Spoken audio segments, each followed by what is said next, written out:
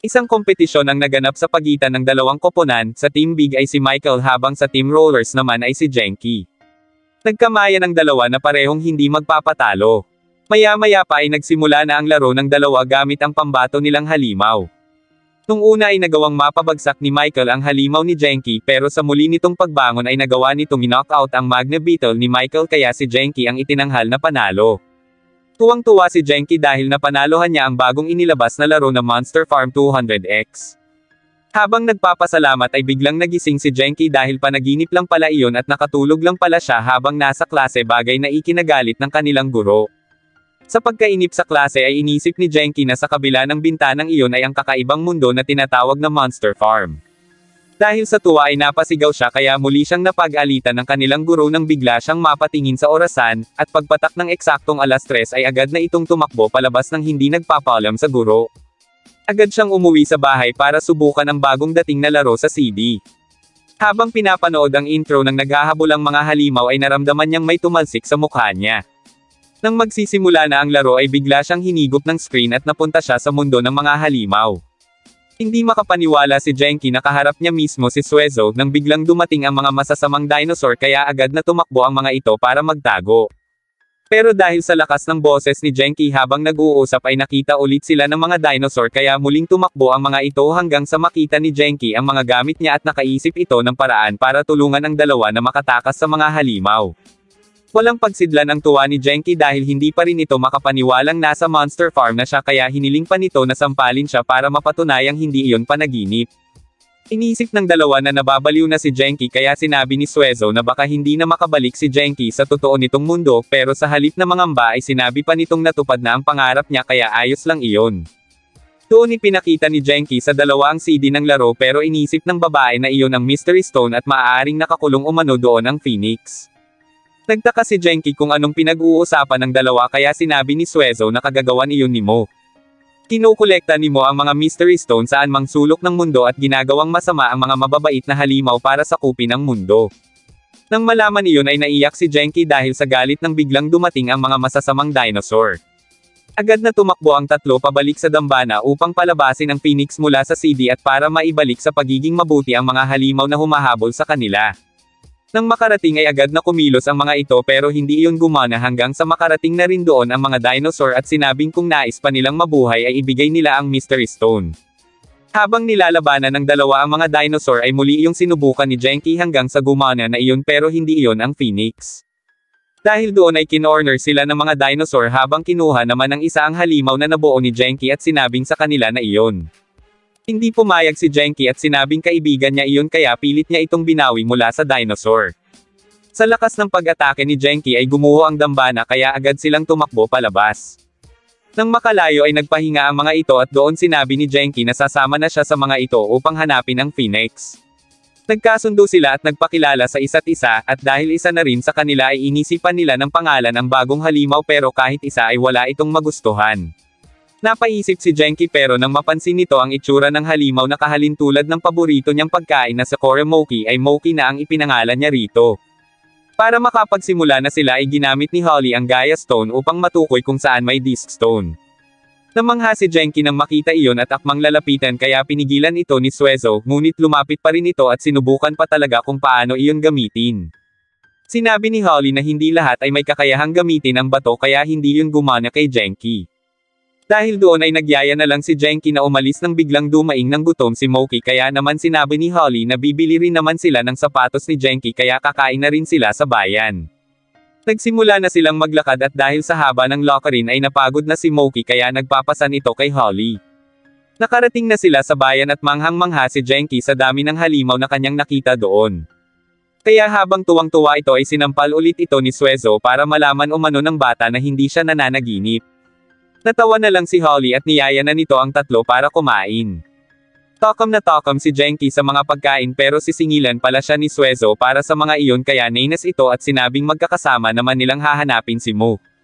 Isang plato ang biglang bumagsak at gulat na gulat ang mga tao nang marinig ang sinabi ni Genki na hahanapin nila si Mo. Nagpa-presko pa si Genki at sinabing tatalunan niya si Mo oras na makita niya iyon nang biglang magtakbuhan ang mga tao at sinabing wala silang nakita at wala rin silang narinig dahil sa takot ng mga ito na madamay. Doon ikinwento ni Holly kung gaano nakakatakot si Mo, isang grupo ng masasamang halimaw na pinamumunuan ni Mo ang nagsimula ng kaguluhan. Inatake ng mga iyon ang bawat nayon at ninakaw ang mga pananim at mga mystery stone, kinidnap ang mga batang halimaw at ginawang masasamang halimaw. Pagkalipas ng ilang taon, isang hari ang nagpadala ng mga tauhan upang tapusin si Mo pero kabaliktaran ang nangyari. Walang nakakaalam kung saan nakatira si Mo at ang tanging alam lang nila ay nangunguha yun ng mystery stones, at isa lang din ang alam nilang makakatalo doon, ang Phoenix, dahil sa kakayahan nitong gawing mabuti ang masasamang halimaw. Ngunit hindi nila sigurado kung totoong may Phoenix, basta ang alam lang nila ay may pag-asa lang silang lumaban kung mahahanap nila ang disc na naglalaman ng Phoenix. Hindi pa man tapos kumain ay pinaalis na sila ng may-ari ng restaurant dahil magsasarado na raw sila. Habang naglalakad ang apat ay pinagtitinginan sila ng mga tao at sinabing hindi sila dapat lumapit sa mga ito. Bawat tindahang lapitan nila ay tinatanggihan silang pagbilhan, bagay na ikinagalit ni Genki at tinanong kung ganoon nakakatakot si Mo kaya lalong lumayo ang mga tao. Dahil padilim na ay napag-usapan ng mga ito na wala silang matutulugan, nang biglang lumapit sa kanila ang isang matanda at inalok ng matutulugan kapalit ng pagtulong nila dito na hilahin ang isang kariton ng dayami. Samantala, umatake ang masasamang halimaw sa may-ari ng restaurant at tinanong kung saan pumunta ang apat. Nang makarating sa bahay ay tuwang-tuwa si Alila na asawa ni Ash kay Moki habang isa-isang nagpapakilala ang tatlo at nagpasalamat sa mag-asawa. Inalok pa sila ng mga ito ng pagkain kaya busog na busog ang mga ito. Tuwang-tuwa pa rin ang mag-asawa kay Moki dahil hindi ang mga ito nabiyayaan ng anak. Maya-maya pa ay nakatulog na ang tatlo habang naiwang gising si Genki na hindi pa inaantok. Kinabukasan ay nagpaalam na ang apat kina Alila at Ash upang ipagpatuloy ang paghahanap sa Disc Stone. Habang naglalakad ay napansin ni Holly na matamlay si Genki pero nang tanungin niya ito ay tumawa lang ito at sinabing imahinasyon niya lang iyon. Maya-maya pa ay nakarating sila sa isang kagubatan at sinabi ni Holly na malapit na sila sa kinaroroonan ng Disc Stone kaya iminungkahi ni Suezo na maghiwa-hiwalay sila sa paghahanap. Naghukay ang tatlo habang hawak ni Holly ang Gaia Stone pero wala ang mga itong nakita hanggang sa kumidlat ng malalakas at tinamaan ang puno sa likod ni Holly. Agad na kinumusta ni Genki si Holly habang dumiretso naman si Moki sa naputol na puno at kinuha ang Disc Stone, bagay na ikinatuwa ng mga ito. Pumuhos na ang ulan kaya sumilong muna sila sa kuweba at doon sinabi ni Genki kay Moki na huwag nang sumama sa kanila at bumalik na lang kina Ash dahil mabuting tao ang mag-asawang iyon kaya nais niyang maging masaya ang mga iyon. Ngunit hindi pumayag si Moki kaya tumakbo ito palayo at nahirapan silang hanapin ito. Nang biglang dumating ang masasamang dinosaur at inatake si Genki. Narinig yun ni Moki na nagtatago sa isang puno kaya sinilip niya ito. Doon niya narinig ang sinabi ni Genki na bata pa siya at ayaw nitong madamay siya sa pakikipaglaban sa masasamang halimaw tulad ng tatlong dinosaur at ni Mo. Dahil doon ay lumabas si Moki sa pinagtataguan at kinalaban ang tatlong dinosaur hanggang sa maihulog nila ang mga iyon sa bangin. Pagkatapos ay nagyakapan ang dalawa at sinabi ni Genki na ayaw pala niyang magkahiwalay sila ni Moki. Kinabukasan ay agad nilang inilagay ang nahanap na Disc Stone pero sa halip na Phoenix ay isang batang halimaw na si Puchizaura ang lumabas doon. Nadismaya si Suezo pero sinabi ni Holly na maghahanap na lang ulit sila ng panibagong Disc Stone. Pagkalabas ng mga ito sa dambana ay sinalubong sila ng mag-asawang matanda upang ibigay kay Genki ang pares ng sapatos, bagay na ikinatuwa ng bata. Lumapit si Puchizaura kay Alila kaya binuhat ito ni Ash at sinabing iyon ang halimaw na hinihiling nila sa loob na ng ilang taon. Dahil doon ay ipinagkatiwala na nina Genki si Puchizaura sa mag-asawa habang mananatili naman sa kanila si Moki. Kinabukasan ay muli na silang kumilos papunta sa direksyon na itinuro ng Gaia Stone kung saan ito nakadetect ng malapit na Disc Stone. Ngunit hindi pa nakakaalis ay dumaing na naman si Moki ng gutom pero dahil wala na silang pagkain ay nagpatuloy na lang sila ng hindi pa nag-aalmusal. Sa dulo ay may 200 kaya sinunod nila kung saan nakaturo ang direksyon ng Gaia Stone. Nagsisimula pa lang silang kumaliwa ay pinigilan na sila ng matandang naglalakad at sinabing wag silang dumiretso dahil may nakatira o manong halimaw sa kagubatan. Dagdag pa nito na bilang nakatatanda ay dapat siyang pakinggan ng mga ito dahil mas alam nila ang makabubuti para sa mga bata. Gayunpaman, dumiretso pa rin ang mga ito sa paglalakad hanggang sa maramdamang naliligaw sila pero hindi na bahala ang mga ito dahil maliwanag pa naman daw. Maya-maya pa ay inabot na sila ng gabi kaya nagsimula ng matakot si Holly habang nagagawa pa ring magbiro ni Genki. Nakakita sila ng isang kastilyo at lakas loob nila yung pinasok dahil doon nakaturo ang gawin ng Gaia Stone hanggang sa salubungin sila ng golem. Nung una ay natakot sila pero nang maglakad ang golem ay sinundan nila ito at narating nila ang kinaroroonan ng Disc Stone. Ngunit ang Disc Stone ay sinauna at pag-aari ng nawalang halimaw para iyong libingan ng halimaw na oras na magkaganon ay hindi na muling mabubuhay pa kahit nasa dambana. Tinanong ni Genki ang golem kung ito ang may kagagawan yun pero hindi ito sumagot at hinawakan lang ang isang bulaklak at pagkatapos ay pinasunod ang apat sa loob. Doon nito ikinwento ang nangyaring labanan maraming taon na ang nakalipas, sa dami ng nasawing halimaw ay ginawa ng libingan ang lugar na iyon at naroon siya para bantayan ang mga iyon. Napatanong si Genki kung hindi ba ito nalulungkot doon pero sa halip na sumagot ay inalok sila ng golem na doon na magpalipas ng gabi. Kinabukasan ng magising si Genki ay nakita nito kung gaano alagaan ng golem ang lugar. Maya-maya pa ay itinuro na nito sa kanila ang daan palabas ng kagubatan. Sinubukan nila itong yayain na sumama sa kanila sa paghahanap ng Disc Stone ng Phoenix pero tumanggi ito at sinabing ayaw nito sa mga kaguluhan. Samantala, isang grupo ng mga jelly ang nagplanong maghanap ng mga mystery stone sa kagubatan ayon sa ipinag-utos sa kanila ni Mo. Desidido ang mga ito na magawa ng maayos ang misyon para hindi magalit sa kanila si Mo pero sa pag-alis ng mga ito ay hindi nila napansin na naiwan nila ang isa sa kasamahan nila. Habang naglalakad ang apat ay napag-usapan ng mga ito si Golem dahil mag-isa lang iyon sa lugar kaya siguradong malungkot o mano iyon doon. Biglang naisip ni Holly na baka makakatulong ang kapangyarihan ng Phoenix na maibalik ang mga nawalang halimaw doon sa lugar kaya naman oras na mahanap nila ang Phoenix ay matatapos na ang pagbabantay ng Golem. Mas lalong ginanahan si Genki sa paghahanap ng bigla nitong matapakan ng naiwang jelly bagay na ikinainis nito pero sinabi ni Holly na mag-ingat dahil isa yun sa mga tauhan ni Mo. Nang marinig iyon ay sinabi ng jelly na ang apat pala ang hinahabol ng mga dinosaur kaya naisip nitong hulihin na lang ang apat para makabawi naman siya sa nawalang punto sa kanya. Doon sinabi ni Suezo na ipaubaya na sa kanya ang jelly na iyon dahil mukha naman iyong mahina at kayang-kaya na umano niya itong labanan ng one-on-one. Agad na umatake si Suezo pero agad itong napabagsak ng jelly kaya sunod na umatake si Moki pero wala rin itong nagawa, hanggang sa aksidente itong mabagsakan ng malaking bato kaya nagmakaawa ito sa apat na tulungan siya. Tinulungan naman ito ng apat at nang makaalis sa pagkakaipit ay agad itong umalis palayo. Biglang naalala ni Genki si Golem at sinabing kailangan nila iyong balikan dahil nasa panganib iyon. Habang kumukuha ng tubig ay napansin ni Golem ang paglipad palayo ng mga ibon at iyon ay dahil sa pagdating ng mga jelly. Ipinag-utos ng isa na kuhanin ang lahat ng Disc Stone upang ibigay kay Mo at gawing masasamang halimaw. Dumating si Golem at sinabing umalis ang mga iyon sa lugar, ngunit sa halip ay inatake ng mga ito si Golem. Iginapos nila si Golem at pagkatapos ay sinimulang kuhanin ang mga Disc Stone. Wala nang nagawa si Golem at doon dumating sina Genki upang pigilan ang mga ito. Kinalaban ni na Genki ang mga jelly pero wala silang nagawa ni Moki hanggang sa masira pati ang mga inaalaga ang bulaklak ni Golem kaya bumangon ito mula sa pagkakagapos at inatake ang kapitan ng mga jelly na naging sanhi ng pagkawala nito. Dahil doon ay tumakbo na ang iba pero naabutan pa rin ang mga ito ni Golem at saka tinapos din ang mga iyon. Nang muling bumalik sa wisyo si Golem ay tinanong nito kung saan na napunta ang mga jelly at nang malaman ang nangyari ay hindi ito makapaniwala sa nagawa niya kaya naiyak na lang ito. Isang patak lang ng luha ni Golem ay nabuhay nito ang bulaklak kaya nilapitan ito ni Genki at sinabing huwag nang umiyak dahil hahanapin nila ang Phoenix upang maibalik ang lahat ng nakahimlay na halimaw doon. Niyaya ni Genki si Golem na sumama sa kanila at maging isang grupo na maghahanap sa Phoenix.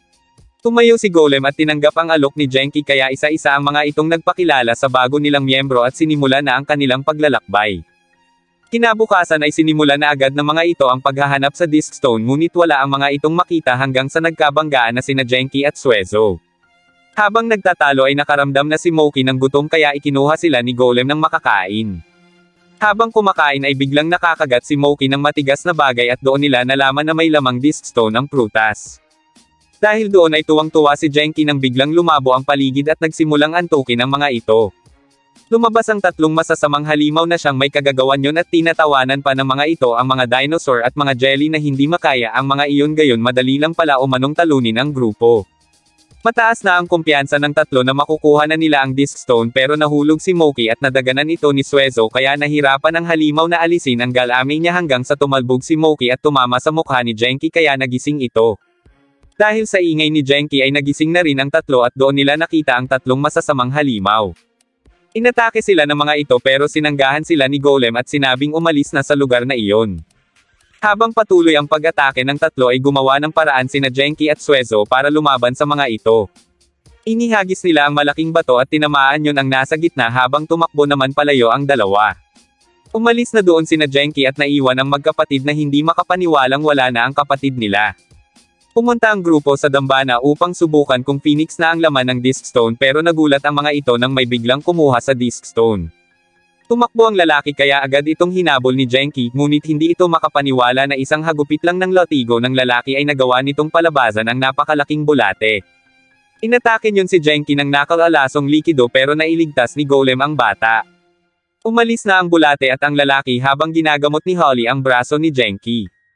Nagtaka sina Holly kung sino ang lalaki at sinabing mukhang hindi iyon tauhan ni Mo pero sinabi ni Genki na wala siyang pakialam kung sino pa iyon basta babawiin o mano nito ang Disc Stone dahil hindi iyon nababagay na mapasakamay ng lalaking iyon dahil nananakit ito ng halimaw.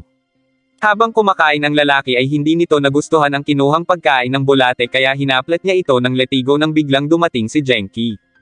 Tinanong ni Genki kung hindi ba nito alam ang magpahalaga at ang pakikipagkaibigan pero tumawa lang ang lalaki at sinabing hindi iyon alam ng mga halimaw dahil utusan lang ang mga ito. Biglang dumating doon ang magkapatid na damo at sinabing pinatay ni Genki ang isa nilang kapatid. Dahil doon ay bumaba ang lalaki at nagpakilala bilang Alan at nais o mano nitong maging tauhan ni Mo kaya bilang alay ay ibibigay niya ang hawak niyang Disc Stone. Sinubukang pigilan ni Genki si Alan sa pagsapi sa masama pero hindi siya nito pinakinggan at hinuli pagamit ang lambat. Samantala, hindi makita ni Suezo kung saan pumunta si Genki dahil umalis yun nang hindi nagsasabi sa kanila. Biglang dumating doon si Alan at humihingi ng tulong dahil inaatake o mano ito ng bulate pero sinabi ni Suezo kay Holly na huwag maniwala dahil patibong lang iyon, ngunit nang sabihin ni Alan na bilang kapalit ay ibabalik niya ang Disc Stone at sinigurado muna ni Suezo kung totoo ang bato at doon na inatake ng bulate si Golem. Sunod na naglabas ng pampatulog ang mga damo kaya nakatulog si Golem at saka iginapos ni Alan ang dalawa. Masaya ang dalawang damo dahil may paghihiganti na nila ang kapatid nila at pagkatapos ay itinulak si Alan at kinuha ang Disc Stone dahil tapos na umano ang trabaho nito. Dahil naloko si Alan ay ipinag-utos nito sa bulate na atakihin ang dalawa pero tinanong ng dalawang damo kung kanino ito papanig. Sinabi ng isa na nakakatakot si Mo pero hindi iyon nananakit tulad ng ginagawa ni Alan. Maya-maya pa ay pumunta ang bulate sa likod ng dalawang damo kaya inisip ni Alan na pumapanig na iyon sa dalawa. Bigla itong sumuot sa ilalim ng lupa at sinira ang kinatatayuan nila at pag-ahon nito ay umatake ang bulate pero iyon pala ay para putulin ng mga nakagapos kina Genki. Dahil doon ay itinulak ng dalawa ang bulate kaya nilapitan ito ni Alan. Doon umatake si Genki sa dalawang damo at nabawi nito ang Disc Stone at ibinigay kay Alan ang letigo para maghiginti sa dalawa pero naunahan sila nito sa pag-atake. Hinarang ng bulate ang dalawa upang iligtas sina Alan hanggang sa mawala na ito bagay na ipinaghinagpis ni Alan at ni Genki at doon na nila sinimulang atakihin ang dalawa. Pagkatapos ay dinala nila sa dambana ang Disc Stone upang subukan habang nalulungkot pa rin si Alan sa pagkawala ng bulate at sinariwan nito ang mga alaala na magkasama sila sa hirap at ginhawa. Maya-maya pa ay dumating sina Genki at sinabing ipinanganak na iyon at naniniwala ang mga ito na sa pagkakataong ito ay aalagaan na iyon ng mabuti ni Alan. Hindi makapaniwala si Alan at naluha na lang ito. Dahil palubog na ang araw ay naglakbay na muli ang grupo habang iniisip kung magiging ayos na ba ngayon ang trato ni Alan sa bulate. Nangako naman si Alan na magiging mas malakas na siya ngayon at kakalabanin niya si Mo. Huling ginamit ni Holly ang bato upang matukoy ang kinaroroonan ng Disc Stone at dinala sila nito sa gawing animoy mabatong disyerto. Habang nag-uusap ay biglang may napansin si Genki na kakaiba pero binaliwala nila yun at nagpatuloy sa paglalakad. Tingid sa kaalaman ng mga ito ang mga nagmamasid na mga rider hanggang sa biglang lumakas ang hangin at doon sila pinalibutan ng mga ito. Inisip ni Genki kung masasamang halimaw ba ang mga ito pero ayon kay Suezo ay ligaw ang mga iyon. Mga halimaw na nakatakas mula sa kanilang lahi at naging ligaw, ang tinatawag na Rider of the Wind. Handa sina Genki na harapin ang mga ito ngunit sinabi ni Holly na sumuko na lang sila dahil sa pagkakaalam niya ay kapag lumaban sila sa mga rider ay isang malakas na buhawi ng kamatayan ang kikitil sa buhay nila. Ngunit hindi nakinig si Genki kaya umatake ito kasama ni Moki pero wala rin ang mga itong nagawa sa rider. Nawalan ng malay ang dalawa at doon hinalikwat ng mga rider ang mga gamit nila kaya itinago ni Holly ang Gaia Stone sa loob ng bibig ni Suezo. Nang walang nakuha sa mga gamit nila ay napansin ng rider na hindi makapagsalita si Suezo kaya paulit-ulit nitong pinabuksan ang bibig nito hanggang sa malito na si Suezo at naipakita nito ang Gaia Stone. Nang makuha yun ay nagtaka si Holly kung bakit umiilaw ang bato. Lumapit siya sa rider at nakiusap na maibalik sa kanya ang bato ngunit hindi yun pumayag. Paalis na sana ang mga ito nang biglang magkamalay sina Genki at muling hinamon ang Riger. Sa pangalawang pagkakataon ay natalo ng Riger si Genki at sinabing sa ngayon ay pagbibigyan niya pa ito pero mag-iingat umano si Genki sa susunod. Umalis na ang mga iyon at dahil dala ang Gaia Stone ay tiningnan nila kung saan patungo ang mga ito. Nang makitang pabalik na ang mga iyon sa kanilang lungga ay nakakita si Suezo ng masamang halimaw. Sinilo ng mga iyon ang pinuno at hinahanapan ng Disc Stone, ngunit sinabi ng Riger na wala silang hawak na ganon, bagay na hindi pinaniwalaan ng mga iyon. Dahil doon ay inatake ng mga dinosaur ang mga Riger na ikinamatay ng mga ito. Doon nakita ng mga dinosaur ang Gaia Stone at nang makuha iyon ay inihulog ng mga ito sa bangin ang pinuno ng Riger. Huli na nang makarating doon sina Genki at tanging ang pinuno na lang ang nailigtas ng mga ito. Kinamot ng mga ito ang Riger at nang magkamalay ito ay sinabi nitong kinuha ng mga masasamang halimaw ang Gaia Stone. Gayunpaman, sinabi ni Holly na papalitan niya ito ng gasa pero tumanggi ang Riger at sinabing hindi ito tumatanggap ng tulong galing sa tao. Sa kabila ng pagtanggi ay nagpumilit pa rin ang mga ito na tulungan ang Riger. Kinagabihan ay naiwang gising sina Genki at doon nalaman ng Riger na kaya naglalakbay sina Genki ay upang talunin ang kasamaan ni Mo at ang mahanap ang Phoenix upang maibalik sa pagiging mabuti ang mga halimaw na nasakop nyon. Nagkakwentuhan ang dalawa at sinabi ng Riger na balak niya rin sanang labanan si Mo noon dahil sa pagpaslang yun sa mga kasamahan niya at sa pagtangay sa itinuturing niyang kapatid na kasama niya na mula pagkabata. Iyon ang huling beses na nakita ng Riger ang kapatid niya kaya kinabukasan ay niyaya ito ni Genki na sumama sa kanila para pag nakita nila ang Phoenix ay muling maibalik ang mga kaibigan nito. Pero tumalikod lang ito at sinabing iyon ang kalaban na hindi niya kayang talunin kaya binalaan nito ang grupo na huwag ng hominin si Mo. Nainis si Suezo pero sinabi ni Holly na hayaan na ang Riger kung anumang paniniwala nito sa buhay. Upang masundan ang mga masasamang halimaw na kumuha sa Gaia Stone ay inihagis ng malakas ni Golem si Suezo at habang pababa na ito ay nakita nito kung saan gawi papunta ang mga iyon. Nakarating ang mga masasamang halimaw sa bayan at nanggulo para lang makahanap ng Disc Stone, at nang makarating din doon sina Genki ay inihagis ni Golem si Moki para makuha nito ang Gaia Stone sa masamang halimaw. Nagtagumpay naman ang mga ito at sa kanila tinakasan ang mga iyon na agad na humabol sa kanila. Walang nagawa sina Genki sa mga ito, at nang tatapusin na sila ng mga iyon ay biglang dumating ang Riger of the Wind. Hinarap nito ang masasamang halimaw, bagay na ikinamangha ni na Genki. Malaki ang pasasalamat ni na Genki kay Riger at masaya ang mga ito nang sabihin nito na sasama na ito sa paglalakbay ng grupo. Napaisip si Holly kung itinuro ba talaga sila ng Gaia Stone sa gawing iyon upang makilala nila si Riger tulad ni na Moki at Genki.